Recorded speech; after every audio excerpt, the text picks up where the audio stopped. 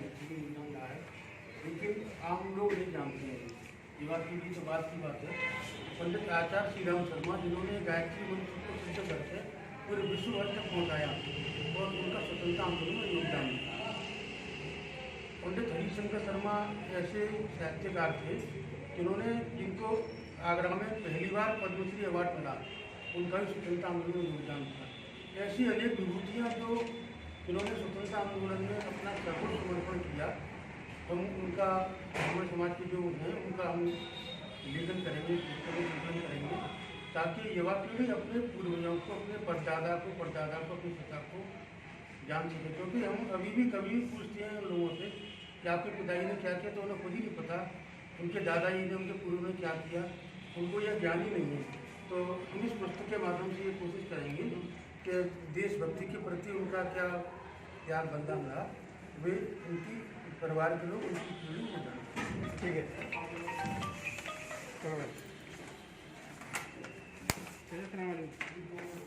आज की ये प्रेस वार्ता हमने इसलिए रखी है कि आगरा के बहुत लब्ध प्रतिष्ठित लेखक आदर्श नंदन गुप्ता जी के सहयोग से हम एक किताब जिसका शीर्षक है स्वाधीनता आंदोलन में आगरा के ब्राह्मण समाज का योगदान, इसमें हम स्वतंत्रता के आंदोलन में आगरा के ब्राह्मण समाज के जो स्वतंत्रता सेनानी रहे हैं उनके बारे में जानकारियाँ जुटा करके और आज की पीढ़ी को हम ये बताना चाहते हैं कि हमारा कितना गौरवशाली इतिहास रहा है। उसके लिए एक किताब की शुरुआत आदर्श नंदन जी के लेखन में की जा रही है और इसके लिए हम बाकी आगरा शहर की जनता से भी ये अपील करेंगे कि जिन लोगों के बारे में आपको ज्ञात है कि उन्होंने स्वतंत्रता संग्राम आंदोलन में हिस्सा लिया था, उनके बारे में हमें आदर्श नंदन जी को और हमारी किताब के प्रणेता हैं डॉक्टर रजनीश त्यागी, इनको अवगत कराएं। कहीं सुनी बातों पर हम नहीं मानेंगे। उस व्यक्ति को या तो भारत सरकार का ताम्रपत्र या पेंशन मिली हो, उन्हीं लोगों को हम इसमें संकलित करेंगे और उस गौरवशाली इतिहास से आज की पीढ़ी का परिचय कराएंगे। बाकी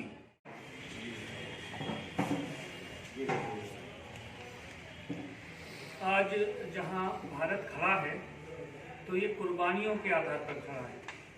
आज भारत जो विश्व की एक महान शक्ति दिखाई देता है, तो इसकी नींव में बहुत सारे दधीचियों की हड्डियां लगी हैं।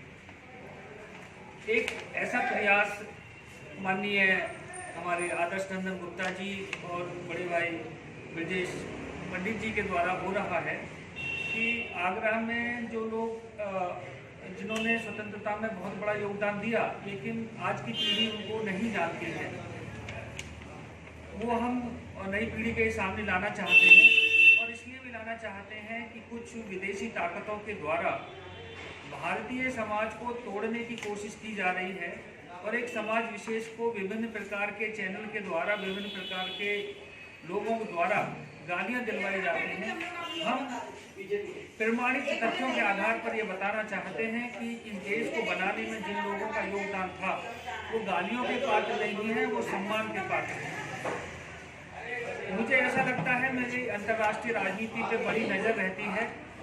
पिछले दिनों कुछ ऐसे घटनाक्रम हुए हैं जो चीन का एक व्यक्ति है, वो ये कहता है कि Hinduism is Brahminism and Brahminism is Hinduism. तो चीन इस बात की घोषणा और इस बात को इसको एस्टेब्लिश करने की कोशिश कर रहा है कि हिंदुइज्म केवल ब्राह्मणत्व है। और चीन ने ये भी एक कोशिश की है पिछले 3-4 सालों में कि इंडिया इज काउ बेल्ट, कि जहाँ जहाँ गाय पाली जाती है वहीं तक इंडिया है। तो मैंने उनसे पूछा था कि भाई लेह में, लद्दाख में, अरुणाचल में, हिमाचल में, उत्तरांचल में तो पहाड़ों पर जहाँ जहाँ हिमालय पर्वत है वहाँ पर तो गाय पाली नहीं जाती है, तो फिर वो क्या हुआ? तो वो कहते हैं कि वो आउटर तिब्बत है। तो भारत की अखंडता के लिए भी इस समय खतरा है। तो भारत के समाज को इकट्ठा रखना और इकट्ठा रखने का सबसे बड़ा दायित्व ब्राह्मण समाज पर ही है। ब्राह्मण समाज इस दायित्व से ना कभी पीछे हटा ना आगे हटेगा। लेकिन ब्राह्मण समाज के लोगों को, जो नई पीढ़ी है, उनको अपने जो पूर्वज थे उनके आदर्शों पर चलते हुए उनका अध्ययन मनन करना होगा।